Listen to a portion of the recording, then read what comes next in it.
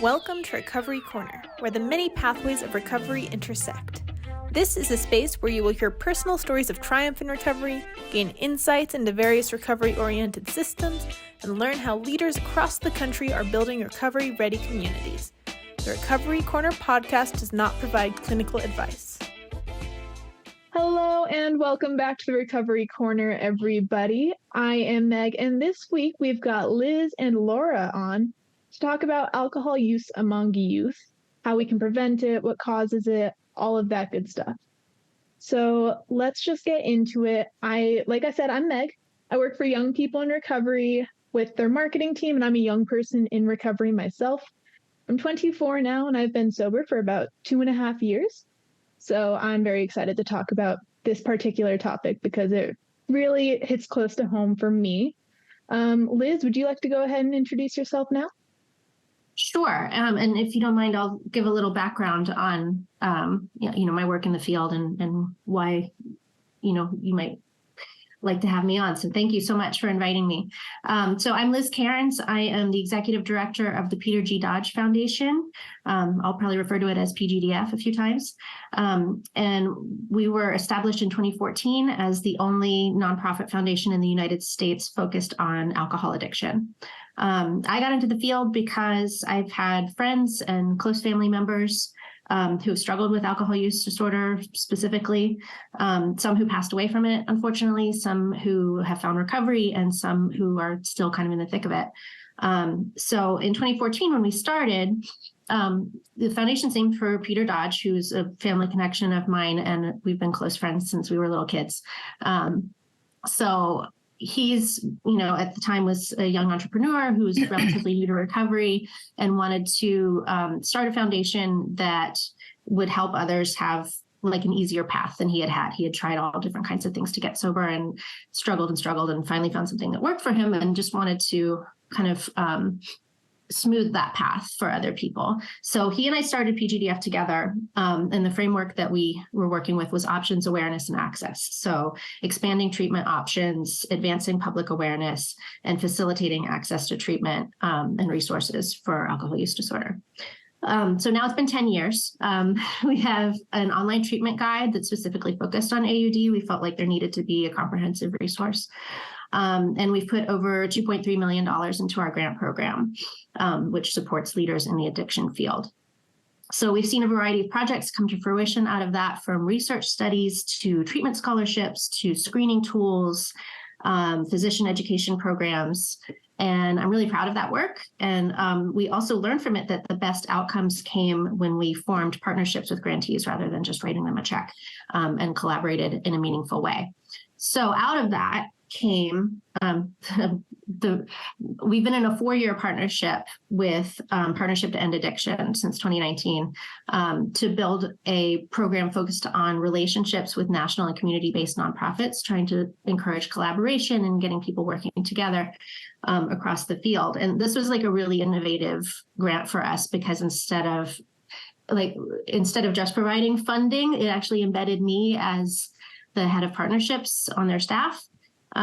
So we were supporting that work, and also I was doing the work at Partnership. And so that grant period is coming to an end at the end of this year, and we're going to continue to work with them, but we're also expanding to work with other partners in a similar way through our Technical Assistance Partnerships program. So that's kind of the nuts and bolts of PGDF. And in our 10 years, we've learned just a ton about addiction and how it works and what we need to move it forward for better outcomes. And I've been really, really lucky to have had a chance to work with some of the top minds in the field and form real relationships and friendships there, including with young people in recovery, where I've known Anne, the CEO, for many, many years.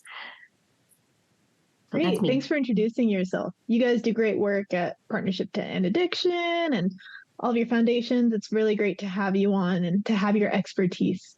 And we also have Laura here today to represent Soberlink. Laura, would you like to introduce yourself too?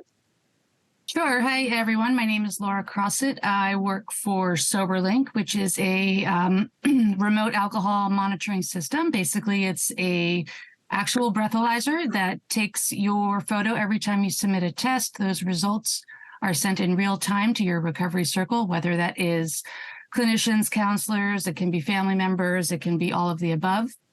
I have been a alcohol and drug counselor in the state of California since 2015. I got sober in 2007, so next year I will be celebrating 17 years in recovery. I worked for a treatment provider prior to coming on board with Soberlink. We worked in a partnership with Soberlink where I supported clients as they were discharging treatment and needed some sort of tool to demonstrate accountability and rebuild trust with families that wasn't just the words coming out of their mouth. Because as we know, those of us in recovery, that our families are hesitant to trust us in the beginning. We sort of have those living amends that we can demonstrate, but having actual data being sent to families, including my own, I'm a product of a monitoring program, really helps rebuild that trust as you begin your recovery journey. So I'm very happy to be here. Yes, thank you. Thanks for sharing, Laura. Sure. All right. So with all the introductions out of the way, we know who everybody is, we know why they're here. Let's get into our topic for the day, which is, like I said earlier, youth and alcohol use. So currently within the recovery movement, within the field, a lot of the focus is being placed on fentanyl and xylazine, because those are both newer on the scene, and unfortunately, they're causing a lot of overdose deaths. But although those are the focus right now, that doesn't mean that we can completely push aside things like alcohol use, because those addictions are also still very serious. So like I said, we're talking about youth today specifically, and alcohol use usually starts in young adolescence. And unfortunately, we know that the younger people start to drink, the more likely they are to develop alcohol use disorder later in life. And I wanted to also share a couple statistics about youth alcohol use before we get started and jump in with any questions for our experts here. But youth typically drink less often than adults. It's not very frequent that minors drink, but when they do, they are much more likely to binge drink. According to the National Survey on Drug Use and Health from 2021, more than 90% of all alcoholic drinks consumed by youth aged 12 to 20 are consumed while binge drinking. Binge drinking is very dangerous, as we all know, so this is a very serious problem. So youth alcohol use is indeed a very grave issue at the moment. So with that background information out of the way, let's jump into the questions. So, Liz, could you briefly provide me an overview of what alcohol use disorder is and how it affects youth or young people specifically? Sure. So thanks for those stats too, because one of the main things that got us involved in working with alcohol use disorder instead of addiction more broadly is how astonishing the numbers are in terms of how many people affected. So, I wrote down a couple stats for you on top of the ones that you shared where, SAMHSA's National Drug Use and Health, Substance Use and Health report that came out just recently cites 29.5 million Americans with alcohol use disorder, plus another 7.3 million with substance use disorder involving alcohol plus another substance. So doing the math, that's 36.8 million people. It's like a huge section of the population. And then you have 140,000 people dying of alcohol-related causes in the U.S. every year, and that's up from 88,000 just a couple of years ago. So, the fact that that's not treated as a crisis and not getting the attention and funding that other substance-related deaths get is a problem. So thank you for that. But getting back to your question, what is it? So alcohol use disorder, AUD, is the clinical term that we use for alcohol addiction or alcoholism, which is more of a colloquial term. It's a chronic and progressive disease of the brain, and it affects the neural pathways in the brain, so that people with AUD have trouble controlling their behavior around alcohol use. So that might look like drinking more or more often than they intend to, craving alcohol when they're not drinking, and continuing to drink despite negative consequences. So it exists on a spectrum. It can be mild, moderate, severe, depending on how many symptoms you have, how long you've been drinking, active addiction. And so the severity of an individual's problem affects the kind of treatment that they should seek out for themselves. other things to note, repeated use over time actually changes the brain so that ultimately the body doesn't feel normal without alcohol. So a person might want to stop because of the negative consequences that they're feeling, but they find that without alcohol, they feel really bad. And so there's this like tension between wanting to stop and really not being able to stop because they feel terrible. So, you know, sometimes I feel there's a stigma around people thinking that it's an issue of willpower or an issue of just not being strong enough. And that's really not the case. It's, you know, it's a physiological condition in addition to being, you know, about strengthening one's resilience and mental health.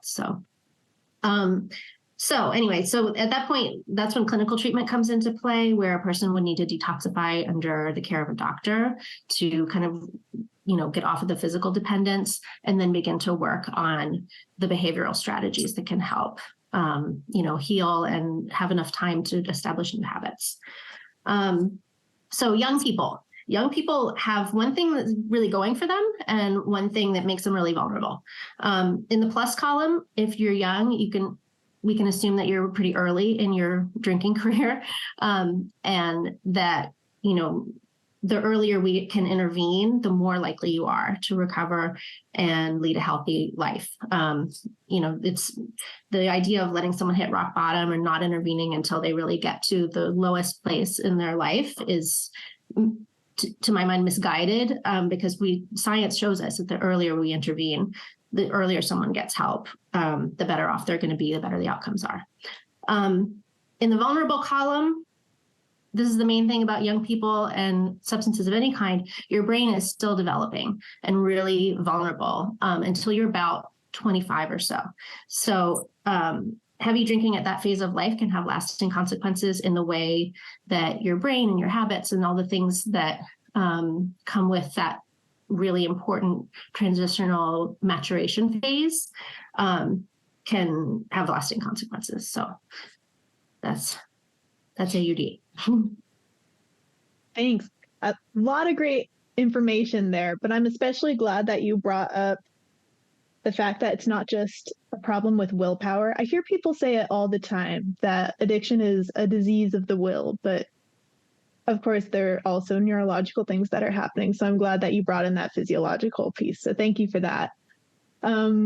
So, and I think it can feel like a disease of the will because a lot of the symptoms are behavioral, right? So when you're seeing these behaviors that you don't understand and that are sort of out of character for someone who's struggling with it, it's coming from a physiological place, but you're seeing the behavioral stuff. So it's confusing both for the person who's struggling and for their loved ones. It's very complicated for sure. And definitely knowing that both pieces are there, but also both pieces need to be treated in conjunction with one another is very important. Yes. So in general, there are a lot of risk factors that make anybody more likely to develop alcohol use disorder or substance use disorder. We know that family history is a big issue that can lead more people to misuse substances or alcohol, or perhaps growing up in an abusive environment, etc. But could you tell me a little bit more about some risk factors that would be more likely to make young people misuse alcohol? Sure. And so I had, universal risk factors for AUD, universal across age groups, just as you did. Genetic risk, history of trauma, co-occurring mental health issues is a big one. Young people in particular are at greatest risk for AUD because of the transitional point they're in their lives, where, like we talked about before, their brain development is still occurring. Executive decision-making is not fully on board yet. And very often they're in a social environment where drinking, and especially binge drinking, is normalized and available.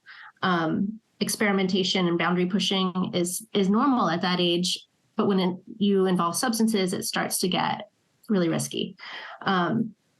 So of course, like, not everyone who drinks alcohol as a young person is going to develop an alcohol use disorder.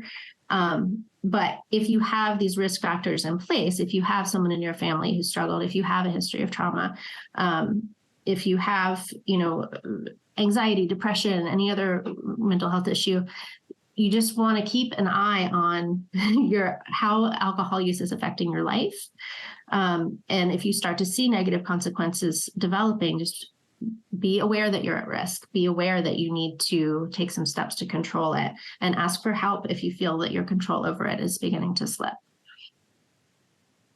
Yeah, I know co-occurring mental health issues is one of the biggest reasons. That was a big part of my own addiction when I was in active use, because I'm diagnosed with bipolar disorder. And at a certain point with that particular illness, it becomes difficult to differentiate where you're at with your mental health and what is caused by the addiction. Mm-hmm. So that occurs with a lot of different disorders. That's just my personal experience being brought in. It's just an example of how they can interact with each other and fuel each other. Yeah. And I'm a big fan of, I don't know if you guys are familiar with the invitation to change approach from Center for Motivation and Change. One of their big kind of main ideas is the idea that behavior makes sense. So you're seeing situations where if someone is using substances and having trouble, their motivation is kind of waxing and waning, it's because the substance is doing something for them. It's, making them, it's alleviating the symptoms of their anxiety, or it's allowing them to be more social, or it's allowing this, it does positive things as well as negative things. And it's that ambivalence that is really tricky to navigate when you start to see the negative consequences coming down and want to make a change. Yeah, I hadn't heard about that. What did you say it was called again? It's called Invitation to Change. It's like it's from Center for Motivation and Change. I'm a big fan of theirs. And they developed it out of CRAFT, which is community reinforcement and family training, and acceptance commitment therapy.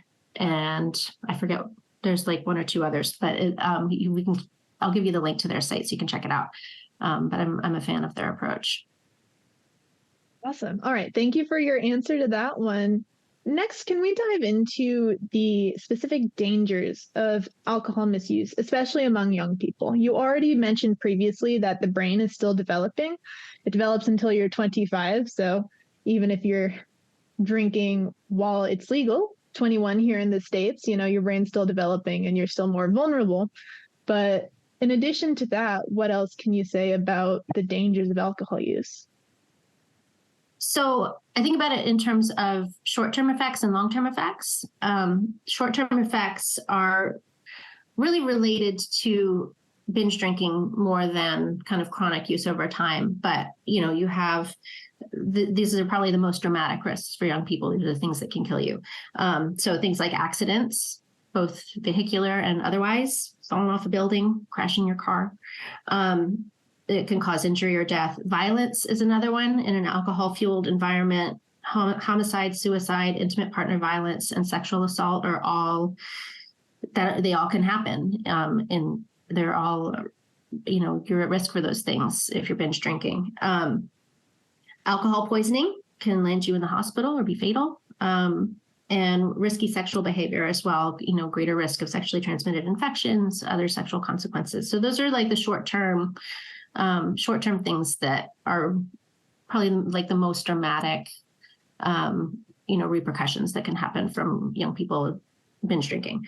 Then long-term effects include things like alcoholic liver disease, which is on the rise in younger people. It's not something, when you're young, you're not thinking about these kind of like long-term health effects, but they're real. And so, there's a kind of a whole host of health issues that can develop over time from chronic alcohol use. When you're a young person, you're less likely to think about that, but it's worth noting. And the most tangible consequences are often behavioral. So meaning that people aren't meeting their school or work responsibilities, they're harming their relationships, their mood is unstable. Physically, they feel ill. So over time, that can just get worse and worse. So those are some consequences. Yeah, and I'm glad that you brought in liver disease, of course, because like I said in my introduction at the beginning, a lot of people are very focused on fentanyl and xylazine right now because they are killing a lot of people, and overdoses with opioids they're very scary. And overdoses with opioids are instantaneous. Like you lose someone the day of, oftentimes, even when they didn't know that they were taking an opioid, it was cut with something else. But with Right. alcohol, people still die from alcohol use, but it's often more of a delayed response. It's because of consequences years later. Mm-hmm. Yeah, I think So, that's right. And it's often, sometimes it's such a chronic and slow problem. The person struggling and their families all really like suffer for a long time. It's painful for everyone involved. So it causes a lot of harm. Not that opioid deaths are not important. Like those are really scary and definitely deserve a lot of the attention that they've been getting. But alcohol deaths are equally problematic. They just take place over a longer period of time. yeah, exactly. So it's important not to forget or downplay the dangers of alcohol just because there's a bigger, badder wolf out there at the moment. Right. It's still dangerous no matter what. All right. So now that we've talked about why youth may use alcohol, what the dangers of youth alcohol use are, let's get into some prevention strategies. How can young people, how can parents, family members, how can they interact with the people around them and hopefully prevent alcohol misuse from beginning at that young age? So in terms of protective factors, we know that delaying the age of first use is really significant. 90% of Americans with substance use disorder began using before the age of 18. And the earlier that use begins, it's still all about that brain maturation. So the earlier substance use begins, the more the brain is wired to crave and seek those substance-related rewards. So studies have shown that, if you can delay people starting drinking, delay people starting substances past 18, even, as long as possible, the better the outcomes are. So that's a big one. Other protective factors have to do with social connection, healthy relationships, strong family bonds, even like parents can, emphasize having family dinners, and that's surprisingly has a big effect. Having a positive connection to school, community, and friends, being involved in activities like sports or arts or other collaborative activities with peers. And then in situations where like family bonds might be damaged or might not be as strong, having a caring adult or mentor in a young person's life can really go a long way towards providing that like protection and care that is needed for kind of healthy social development. There are also cognitive skills that can be learned that have to do with emotional regulation, impulse control, distress tolerance. And these are all learned skills. Like you can learn these skills and they can help strengthen your mental health and resilience and, help you deal with, life's pitfalls in a way that, you may not need substances to deal with it if you've got these tools at your disposal. Partnership, I know I talked about Partnership to End Addiction. They are actually a leader in prevention science and have a lot of really great resources on their site. It's drugfree.org, and then you click on prevention and early action at the top of the page there. So I'll give you all the links too, so you can put them in the notes. But I'm a big fan of their prevention resources. They have some really brilliant people who are innovating in that field. That's awesome. Yeah. I'll link that below in the show notes. I also wanted to say something that stood out to me about your answer is actually what you didn't say, because you did not say that fear tactics are a method of prevention. Scaring it out of them is not prevention method. I'm not a fan of that. I think kids are smart and they don't respond to that. I grew up in, not to date myself, I grew up in the just say no era, and it was a joke, it's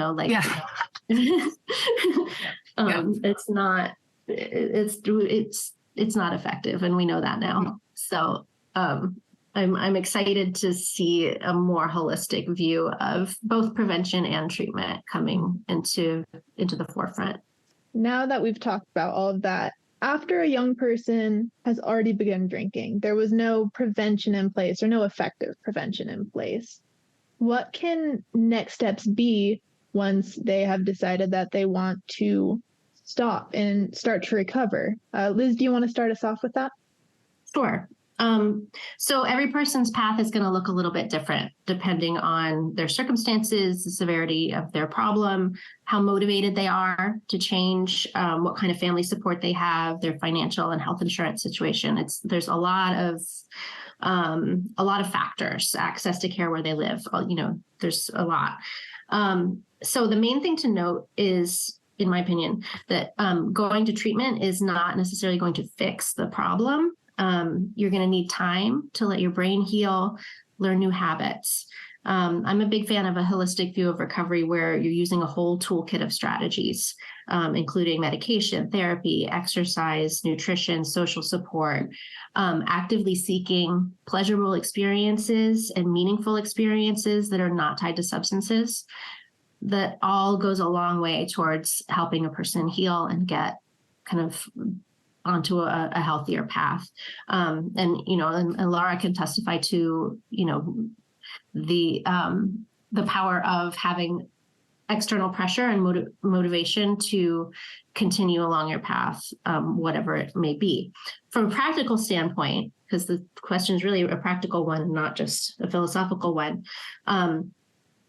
the kind of step one, when you realize that you need to make a change and you're struggling with alcohol, is to assess your physical dependence. If you've been drinking heavily for a long time, it can actually be dangerous to stop cold. So you want to, if that's kind of where you are, you need to have a doctor's care to go through detoxification. So I want to just say that, make sure that when it's time to stop, that if you have a physical dependence, that you're getting care for that. So detox is not the end of treatment. You're going to want to maintain that external pressure for as long as possible so that your new behaviors become second nature.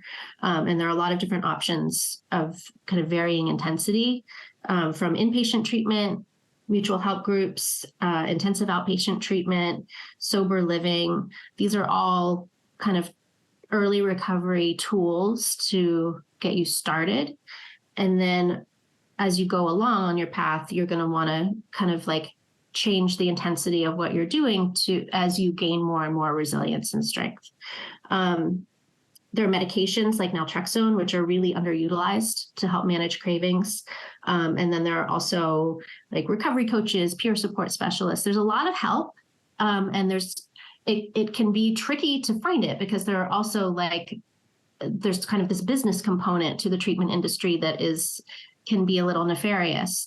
So you want to, kind of vet all your resources kind of carefully as you're getting started so that you're not kind of wandering into a situation where people are pretending to offer better care than they really are offering. So we have a treatment guide that we developed on pgdf.org that explains all the different options kind of related specifically to AUD. We're in the process of refreshing the user experience. I've been, kind of concentrating on Partnership to End Addiction for the last few years and need to update the site, but that'll come out later in 2024. And in the meantime, all the information is there. It's good information. You may come across one or two broken links. And I'm going to add a few new things now that I've kind of learned a lot more about the family side of things. So does that kind of answer your question? I think that's kind of the path is trying to start out with a really intensive, short-term intensive care for kind of getting started, and then figuring out how to maintain that external pressure over time so that you really get comfortable and second nature with the change that you're trying to make. Yeah, it was a great answer. And I love that you started with the more philosophical, conceptual part, and then you broke it down into concrete steps that people can take to begin and maintain their recovery. Laura, do you want to talk a little bit about your own journey experiencing treatment? Sure. Thank you, Liz, for everything that you've said today. It's been really great listening. So I have so much love and passion for young people in recovery because they are living their young adulthood in a way that I didn't. I did not get sober until I was 35 years old. Much of my 20s, I don't remember. When I see young people grabbing a hold of recovery, I get really inspired because I know what they're going to be able to achieve in their life. It's just very exciting to me. It's inspiring. I love to see how the stigma has been reduced so much about publicly about recovery. It doesn't have to be a secret anymore. It's so public. There's platforms like yours, Meg. Celebrities are very open about their recovery journeys. It's not this secretive, stigmatized thing anymore to be public about being in recovery. It's a celebrated thing. So I really, really just love when young people grab a hold of it. It's more, I've been in recovery now for 16 years. Every time I meet someone who's just starting out, that's one more person we can mutually support. If you meet a stranger out on the street or someone you're buying something at a store and somebody says something and you figure out by the way they're talking that they're also in recovery, it's nice to be a part of that community. For me, though, like I said, like what you said, Liz, I did hit a very low bottom. My drinking started at age 13 and progressed. By the time I was in my 20s, the drinking gave way to all sorts of substance experimentation, which led to more severe addictions alongside an alcohol use disorder.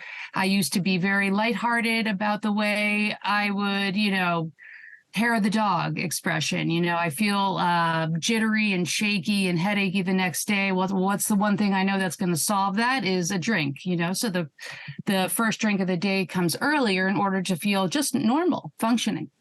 And then all of that progresses. So long story short, basically I found myself homeless, very cold, living outside in Denver in the winter of 06, 07.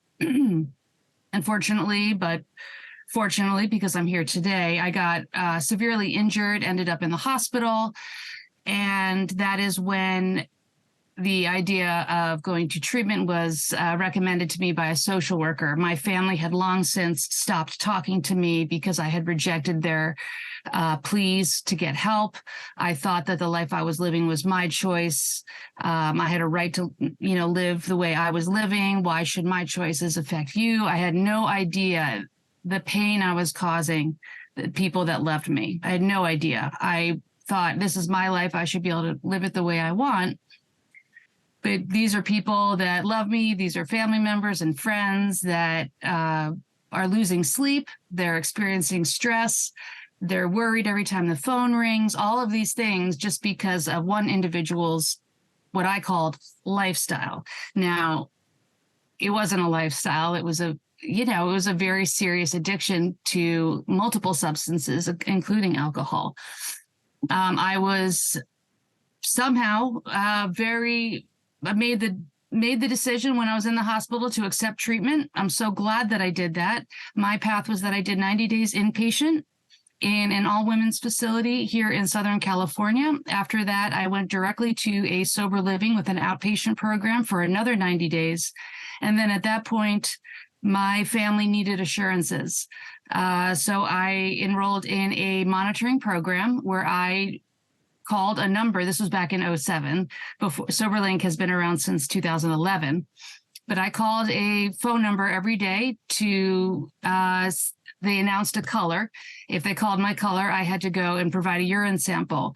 This was every day. I had to make this phone call. I did this for 18 months. And for 18 months, my family got ongoing test results that showed my clean urinalysis testing. That specifically was the biggest tool to help repair my family relationships and help build my confidence. I knew week to week, I didn't want to, quote unquote, fail. I didn't want to mess up. So I just knew every week I'm not going to use, I've got this test coming up. I want to not hurt my family anymore. I'm going to provide a clean urine sample. And that really helped the transition from an inpatient care with 24/7 supervision and support to the first, year, 18 months of me living outside of a treatment setting. Soberlink offers a structured monitoring programs. Both we have client direct programs and where you can just sign up online or contact me directly with any more questions. If Meg wants to share my contact information, that would be great. We also partner with a lot of treatment providers, hundreds of treatment providers nationwide. Soberlink, I went into it before. It is a handheld breathalyzer. It has a digital camera enabled in the top of it. So every time you submit a test, it snaps your photo. It goes through facial recognition software, and then those results are shared in real time with family members, counselors, employers, whoever it may be that you want to share your progress with. It also helps. It's esteem building. It's confidence building. You get to celebrate small wins on a daily basis. You get that first 30-day chip in recovery fellowships, that 60-day, 90-day chip, and then your chips become 1 year, 2 years. So it's a longer wait to get that kind of reward.